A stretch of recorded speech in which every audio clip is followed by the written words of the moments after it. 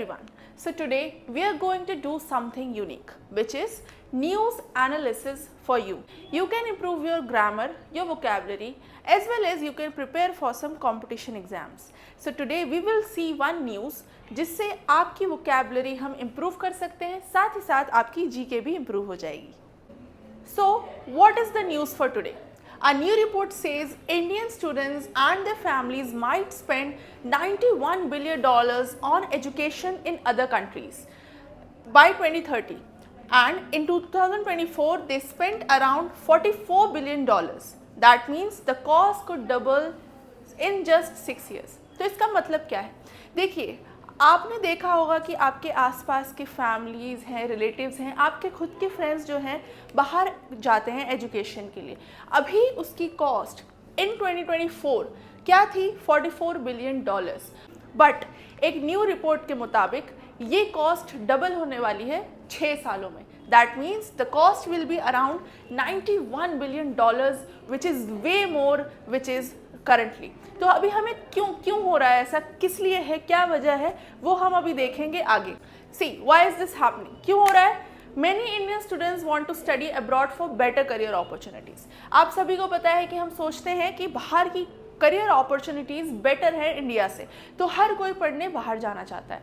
और countries like USA, UK, Canada, Germany and Australia are popular for higher studies. Higher studies के लिए ये सारी कंट्रीज़ बहुत ज़्यादा पॉपुलर मानी गई हैं. फिर आता है Indian families are ready to spend money even if it is expensive, चाहे वो महंगा ही क्यों ना हो. इंडियन फैमिलीज़ इन सब वजहों की वजह से भी कितना ही पैसा लग जाए वो चाहते हैं कि उनका बच्चा अच्छे से अच्छे कॉलेज जाए in foreign countries. So that is Y in 6 years the cost of students education will be double for foreign countries. अब हम देखते हैं कि क्या प्रॉब्लम आ रही है जिसकी वजह से ये जो कॉस्ट है वो डबल हो रही है. आप सभी जानते होंगे कि जब हमें बाहर पैसा भेजना होता है तो बैंक कुछ एक्स्ट्रा चार्जेस करता है.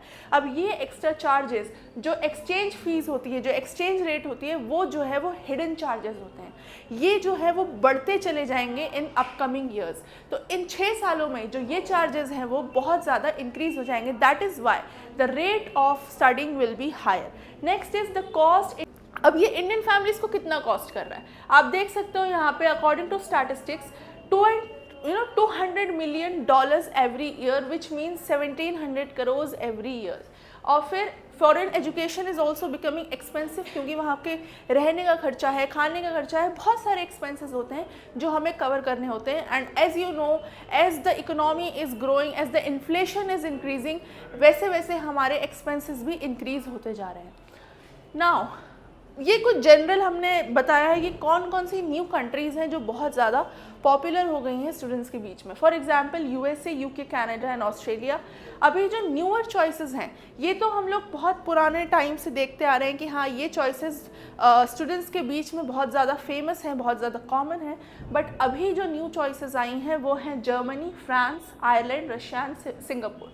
नाउ अमंग दीज जर्मनी जो है वो बहुत ज़्यादा पॉपुलर हो रहा है क्योंकि वहाँ की यूनिवर्सिटीज़ की फ़ीस बहुत ज़्यादा लो होती है या फिर नो फीस होती है. बट स्टिल कॉस्ट बहुत ज़्यादा इंक्रीज़ होगी क्योंकि वहाँ के अदर एक्सपेंसेस बहुत ज़्यादा हैं, राइट. सो इसलिए जो हमारे फॉरेन स्टडीज़ का जो एक्सपेंस है वो इन 6 years में डबल होने वाला है. नाउ क्यों ये मैटर करता है? Why does it matter? It shows that Indian students want global knowledge and better jobs. अब हम सभी को अच्छी करियर अपॉर्चुनिटीज़ चाहिए, इसलिए स्टूडेंट्स जो है बाहर जाना प्रेफर करते हैं टू गेट ग्लोबल अपॉर्चुनिटीज़. सिर्फ इंडिया में ही नहीं, वो चाहते हैं कि उन्हें ग्लोबल अपॉर्चुनिटीज़ मिले अक्रॉस द ग्लोब. वो कहीं भी जाएं और कहीं भी जाके उन्हें जॉब अपॉर्चुनिटीज़ और बेटर करियर अपॉर्चुनिटीज़ उन्हें मिल पाएँ. Next is but it also shows a need for better education options in India. अब इसके साथ साथ ये भी दर्शाता है कि हमें इंडिया में भी ऐसे एजुकेशन ऑप्शंस रखने चाहिए कि किसी भी स्टूडेंट को बाहर जाने की नीड ना पड़े. And also there are some better education options in India, but apart from it हमें जॉब अपॉर्चुनिटीज़ भी चाहिए जो हम इंडिया में ला सकें ताकि लोग यहाँ से पढ़ के बाहर जॉब करने कम जाएँ, है ना. नेक्स्ट आता है some companies like Wise are helping families save money by offering cheaper ways to send money overseas. अब जैसे कुछ कंपनी है जैसे वाइज एक ऐसी कंपनी है जिसके थ्रू अगर आप अपने पैसे को बाहर भेजते हो तो वो आपको कम चार्ज करती हैं एक रेगुलर बैंक से। तो ये कुछ सॉल्यूशंस ऑफर कर रही है इस टाइप की कंपनी जिससे आप अपने पैसे को बचा सकते हैं। कुछ करंट अफेयर्स मैंने आपको यहाँ पे बताए हैं, तो अगर आप इन चीज़ों का ध्यान रखें तो आपके एग्ज़ाम्स में और आपके किसी भी कंपटीशन एग्ज़ाम में अगर आप स्टडी कर रहे हैं, उसके लिए प्रिपेयर कर रहे हैं, तो उसमें आपकी हेल्प हो सकती है। अब हमने न्यूज़ तो पढ़ ली, अब आते हैं हमारे मेन टॉपिक पे जो है हमारे वोकैब को इंक्रीज करना, right. Now there are some words over here, कुछ वर्ड्स हैं जो इस न्यूज़ में हमने देखे थे। तो लेट्स सी उन वर्ड्स का मतलब क्या है, उनके सिनोनिम्स क्या हैं और उनके एंटोनिम्स क्या हैं। The first word is projected. Projected का मतलब क्या होता है? मीनिंग एस्टिमेटेड और predicted based data on trends. कुछ भी आपने एस्टिमेट करा हो, कुछ ऐसा डेटा जो आपने ट्रेंड्स के मुताबिक निकाला हो, उस चीज़ को हम बोलते हैं प्रोजेक्टेड, ठीक है। नेक्स्ट उसका सिनोनिम क्या है? फोरकास्टेड या फिर एक्सपेक्टेड या फिर एंटिसिपेटेड। कुछ ऐसा डेटा जो आने वाले समय में आपने अभी की डेटा के हिसाब से निकाला है, उसे हम बोलते हैं प्रोजेक्टेड। एंड उसके सिनोनिम्स क्या हो गए? Forecasted, expected and anticipated. Next let's see what are the antonyms. Antonyms हो गए उसके एक्चुअल, रियलाइज्ड या फिर कंफर्म्ड। सी डेटा जो आने वाला है, फ्यूचर का डेटा है, उसे हम बोलेंगे प्रोजेक्टेड या एक्सपेक्टेड। बट जो डेटा अभी का है, कंफर्म्ड है, हमारे पास उसके प्रूफ है, वो हो गया आपका एक्चुअल, रियलाइज्ड या कंफर्म डेटा। ओके, अब नेक्स्ट बढ़ते हैं अगले वर्ड की तरफ, रेमिटेंस। रेमिटेंस क्या होता है? रेमिटेंस होता है जब हम अपने पैसे को इस कंट्री से, अपनी कंट्री से किसी और कंट्री में भेजते हैं, तो उस पैसे को बोलते हैं हम remittance. Now let's see some of the synonym. Transfer, हम उसको एक वर्ड दे सकते हैं कि ट्रांसफर मनी। फिर हो गया पेमेंट, सेंडिंग मनी, एक्सेट्रा। ये सारे वर्ड्स हम इसके सिनोनिम में हम यूज़ कर सकते हैं, बट एक प्रॉपर वोकैबुलरी अगर आपको बतानी है तो वो होगा रेमिटेंस। नेक्स्ट आता है उसका एंटोनिम्स। एंटोनिम्स मतलब देखिए, अगर आप किसी को पैसे भेज रहे हैं तो वो हो गया सेंडिंग मनी, बट अगर आप उसका उल्टा करेंगे that will be withdrawing the money, right. So उसका एंटोनिम हो गया विड्रॉल और रिसीट, मनी कमिंग इन। मतलब आपका पैसा जो वापस आपके पास आ रहा है, आप किसी को दे नहीं रहे हो, वो पैसा आपके पास आ रहा है, तो that will be the antonym of it. Next word है मार्कअप। मार्कअप का मतलब क्या होता है? देखिए, जब भी हम कुछ खरीदते हैं तो उसमें जब कोई एक्स्ट्रा चार्ज लगता है उसे हम कहते हैं मार्कअप। अब यहाँ के कॉन्टेक्स्ट में जब हम अपना पैसा बाहर भेजते हैं फॉर फॉरेन कंट्रीज और उसमें जो एक्स्ट्रा मनी ऐड होता है, एक्स्ट्रा सर्विसेज चार्ज जिसको हम कहते हैं, वो होता है मार्कअप। अब उसका सिनोनिम क्या हो सकता है? सरचार्ज। आपने सुना होगा कि बहुत ज़्यादा ट्रेंड में है ये word. Surcharge means whatever extra services you have taken और the platform from which you are sending the money, वो लोग जो अपने चार्जेस इंक्लूड करते हैं उसे हम कहते हैं मार्कअप, सरचार्ज, या फिर हम प्रीमियम कह सकते हैं, या फिर इजी लैंग्वेज में it is additional charges. Now इसका उल्टा क्या हो गया? अगर आप किसी को एक्स्ट्रा मनी दे रहे हैं तो उसका उल्टा क्या हो सकता है? जब आपको एक्स्ट्रा पैसा कम देना पड़े, which is discount, right. So discount, reduction या फिर मार्क डाउन, ये सारी चीज़ें आप इसके एंटोनिम में यूज़ कर सकते हैं। जब आपको कम पैसा देना पड़े तो वो हो गया डिस्काउंट, जब आपको ज़्यादा पैसा देना पड़े वो हो गया मार्कअप, सरचार्ज या फिर additional charges. Now exchange rate क्या होता है? आपने सुना होगा कि जब हम डॉलर्स में पैसे लेते हैं और वो जब इंडिया में आते हैं तो उसका एक्सचेंज रेट डिफरेंस होता है, राइट। अगर $1 है तो इंडिया में उसका चार्ज अराउंड 83, 87 इस तरीके से उसका 83 रुपीज़ या 87 रुपीज़ इस तरीके से उसका चार्ज होता है, उसका एक्सचेंज रेट होता है। तो क्या होता है exchange rate? A value of one currency compare to another currency. अगर $1 है तो उसकी वैल्यू रुपीज़ में यहाँ हो जाएगी 83 या फिर 88। अब इसके हम कुछ सिनोनिम्स देख सकते हैं। इसको हम इजी लैंग्वेज में बोल सकते हैं कन्वर्जन रेट या फिर करेंसी रेट। नेक्स्ट, इसका कोई एंटोनिम नहीं है direct, so let's forget about the antonym. Okay, next word is impact. आपने सुना होगा कि ये वर्ड हम बहुत ज़्यादा रिपीट करते हैं। इम्पैक्ट मतलब जब आप किसी पे आप अपना इन्फ्लुएंस छोड़ते हैं या फिर अपना इफेक्ट छोड़ते हैं तो उसको हम कहते हैं impact. See we can form it in a sentence like the tsunami impacted heavily on Japan's economy. See अब यहाँ पे मैंने इम्पैक्ट वर्ड यूज़ करा है, इसका मतलब है जो सुनामी आई थी वो जापान की इकोनॉमी पे हैविली इम्पैक्ट करा, मतलब हैविली इन्फ्लुएंस करा। तो इसके सिनोनिम्स क्या हो सकते हैं? जैसा मैंने बोला था, इन्फ्लुएंस, इफेक्ट या फिर उसके कॉन्सिक्वेंसेस।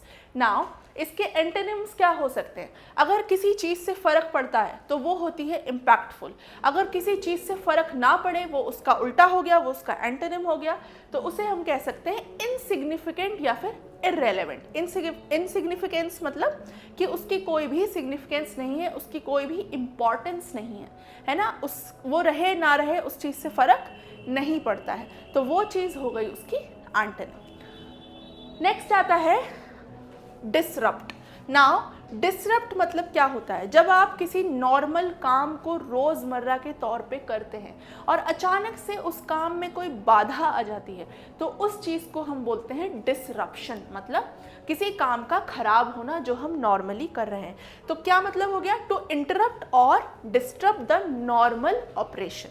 ठीक है, तो इसके सिनोनिम्स क्या हो सकते हैं? डिस्टर्ब, अगर आपके फ्रेंड हैं या आपके भाई या आपके बहन पढ़ रहे हैं जाके, है ना, उन्होंने 1 घंटे लगातार पढ़ाई करी और आप बार बार जाके उनको तंग कर रहे हैं, तो अब हम बात करते हैं डिसरप्ट के एंटोनिम की। जब आप किसी काम को खराब कर रहे हो, है ना, तो उसका उल्टा क्या होगा? उस काम को सही करना। That means to organise, to maintain या फिर टू स्टेबलाइज। तो इस चीज़ का एंटोनिम, डिसरप्ट का एंटोनिम क्या हो गए हमारे? ऑर्गेनाइज, मेंटेन और stabilise. Now coming to my next word which is ambition. I am sure आप सबके बहुत सारे एम्बिशन होंगे। किसी को डॉक्टर बनना है, किसी को इंजीनियर बनना है, किसी को यूपीएससी एस्पिरेंट है, किसी को आईएएस बनना है। तो आपके जो ड्रीम्स हैं, आपके जो गोल्स हैं, आपके जो सपने हैं, उस चीज़ को डिस्क्राइब करने के लिए हम क्या बोलते हैं? उसे एम्बिशन। तो उस चीज़ का सिनोनिम क्या हो जाएगा? गोल्स एंड ड्रीम्स, जो जैसा मैंने बोला था, एंड एस्पिरेशंस। इसका एक और सिनोनिम है, बहुत अच्छा वर्ड है, which is aspiration. Now coming to the antonym, अगर आपके बहुत सारे गोल्स हैं, ड्रीम्स हैं, तो इसका अपोजिट क्या होगा? कि आपके कोई ड्रीम्स नहीं है, आपको कोई भी शौक नहीं है, आपको कोई भी इंटरेस्ट नहीं है। That means disinterest. तो इसका एंटोनिम क्या हो सकता है? डिसइंटरेस्ट, एपैथी या फिर इंडिफरेंस। एपैथी भी एक न्यू वर्ड है जो आप यूज़ कर सकते हैं जब आप बताना चाहें कि आपको उस चीज़ से फ़र्क नहीं पड़ता है, तो that is called apathy. Next word is transparent. आपने ये वर्ड आई थिंक बहुत बार सुना होगा। Transparent means which is clear, which is open, which is easy to understand. See आपने जनरली ट्रांसपेरेंट जो है वो ग्लास या फिर किसी मिरर के कॉन्टेक्स्ट में सुना होगा। The scientific meaning of transparent is something which is from which the light can pass through, जिसके रोशनी आर पार हो सकती है, जिसके आर पार हम साफ तरीके से देख सकते हैं। जैसे आपने देखा होगा आपके जो ग्लास डोर होते हैं उसके आर पार आप देख सकते हैं क्लियरली। तो ट्रांसपेरेंट का मतलब होता है clear, easy to understand. And what is the synonym of it? Clear, open या फिर स्ट्रेट फॉरवर्ड। अगर आपसे कोई साफ तरीके से एकदम स्पष्ट शब्दों में, स्पष्ट वर्ड्स में कोई चीज़ कहता है, so that is the transparent conversation. अब अगर कोई चीज़ जो मतलब क्लियरली ना समझ आए, है ना, क्लियरली ना दिखे, आपने पढ़ा होगा साइंस में भी कि ट्रांसपेरेंट का उल्टा क्या होता था? Opaque. Opaque means something which from which the light does not pass through. तो अगर मैं अगर हम ह्यूमन बॉडी की बात करें तो दैट इज़ ओपेक। अगर हम इस रिमोट की बात करें दैट इज़ ओपेक। लेकिन अगर हम किसी ग्लास की बात करते हैं तो दैट इज़ ट्रांसपेरेंट। और क्या वर्ड्स हो सकते हैं? हिडन या फिर अनक्लियर। जैसे मैंने आपको बताया, ट्रांसपेरेंट मतलब होता है क्लियर, स्पष्ट और साफ। अगर उसका उल्टा हम बोलेंगे तो जो चीज़ समझ में ना आए, which is unclear, right. So next word is हमारा स्ट्रैटेजीज। आपने देखा होगा कि हम स्ट्रैटेजीज बनाते हैं टू मेक प्लान, राइट? सो इसका मीनिंग होगा प्लान और मैथड टू अचीव समथिंग। जब हम कोई प्लान करते हैं कुछ अचीव करने के लिए तो उसे हम कहते हैं स्ट्रेटजाइज करना। जब हम कभी बैटल्स में जाते हैं, जब हम कहीं किसी किसी गेम शो में पार्टिसिपेट करते हैं तो हम क्या करते हैं, एक प्लान बनाते हैं क्या अचीव करने के लिए, उस गेम को जीतने के लिए। So strategy means to plan something to achieve a goal. Now इसके सिनोनिम क्या हो सकते हैं? प्लान्स हो गए, टैक्टिक्स हो गए, या फिर अप्रोचेस। आप क्या क्या टैक्टिक्स यूज कर रहे हो, क्या क्या अप्रोच यूज कर रहे हो। नेक्स्ट इसका उल्टा क्या हो जाएगा? आप कुछ भी प्लान नहीं कर रहे हो, आप ऐसे ही चले गए randomly, right? Random, without any plan और any strategy. So that means that is the opposite of strategizing. तो इसका एंटोनिम क्या हो जाएगा? रैंडमनेस या फिर इम्प्रोवाइजेशन। आप सोचते हैं, आप निकले हैं डिनर के लिए, है ना, आपने सोचा है कि चलिए आज डिनर करेंगे बाहर, तो मम्मी ने पूछा कहाँ जाना है, and you don't have any plan, तो आप बोलोगे let's go outside and we will decide at that point of time. बाहर जाते हैं, फिर देखेंगे क्या करना है। दैट इज रैंडमनेस, या फिर उसे हम इम्प्रोवाइजेशन भी कह सकते हैं। सो I hope you guys understood all these words, and these are the words which will be very helpful to build your vocabulary and your communication skills. Try to use these words daily in your English communication practice, and I am sure that you will definitely improve. Thanks for watching this video, and if you liked it, please hit that like button, subscribe, and please don't forget to hit that bell icon so that you don't miss the regular updates. And also comment down below if you want more such contents, and comment down which word you liked the most and which are you going to use in your daily communication skills. And I will see you in the next one. Bye.